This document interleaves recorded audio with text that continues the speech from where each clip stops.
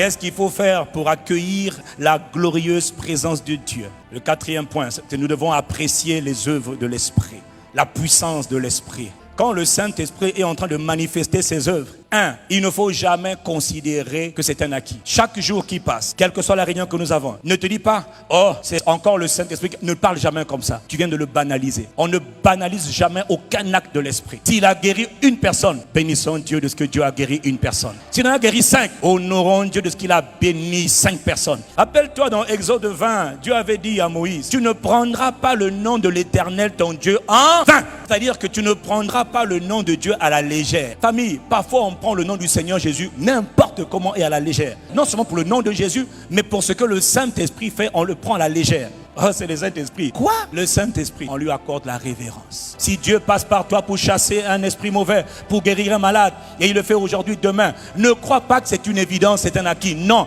à chaque fois qu'il le fait, c'est une grâce qu'il t'accorde. Et donc à chaque fois, arrête-toi.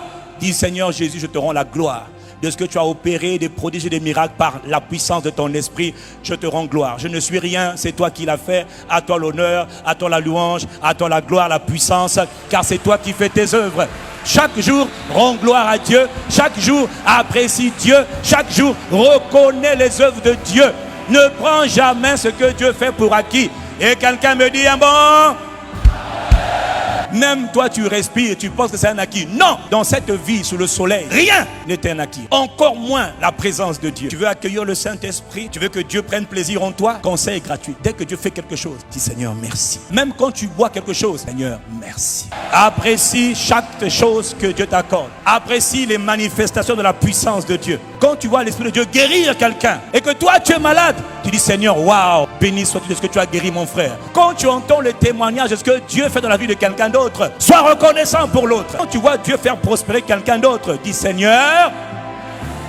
C'est dans les petits détails comme ça là, que la grâce de Dieu arrête d'agir. Parce que tu as oublié de dire merci. Voilà pourquoi chaque jour, tu ne peux pas passer une seule journée sans avoir pris le temps de rendre grâce à Dieu pour quelque chose. Mon âme bénit l'Éternel, mais n'oublie aucun de ses bienfaits. Chaque matin, il renouvelle ses bontés pour toi.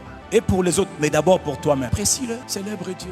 Ce sont des petites choses, mais qui font grande différence aux yeux de notre Père. Ne sois tellement pas absorbé par tout ce que tu vois autour de toi que tu as oublié les petites choses. 5e point, si tu veux accueillir le Saint-Esprit, nous devons apprendre à ne jamais avoir honte quand l'Esprit agit au milieu de nous. Parce que le Saint-Esprit agit au milieu de nous. Parfois, ce qu'il fait peut paraître spectaculaire. Cette semaine encore, pendant qu'on est là en train de prier, il y en a qui sautent 3 chaises projetées. On n'a même pas touché. Dieu fait ce qu'il a envie de faire.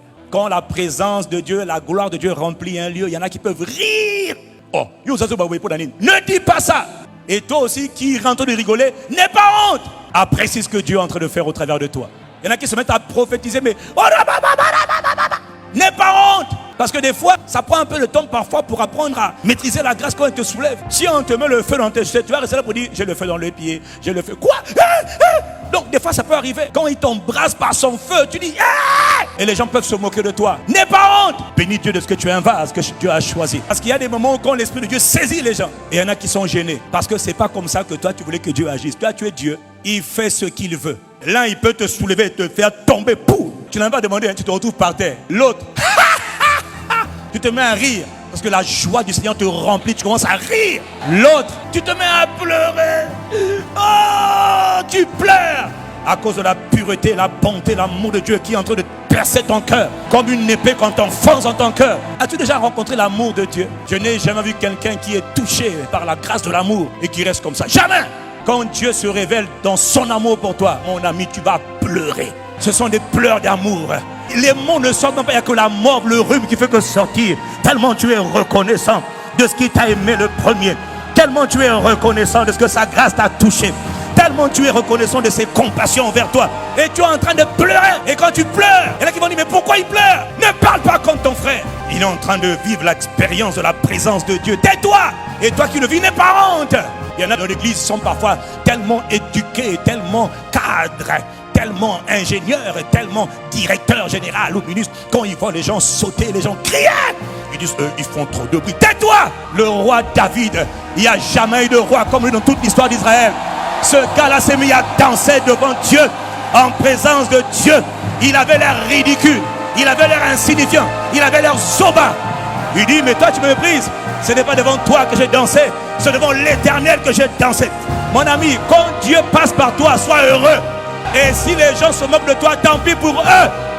Il ne faut jamais avoir honte de ce que Dieu est en train de faire. Parce qu'il y a des gens, je vous le dis, qui ont honte, qui sont dérangés par les actes de l'esprit. Fais attention, hein. Des fois tu fais des choses terribles. Tu es ici, tu peux te retrouver là-bas. On dirait Superman.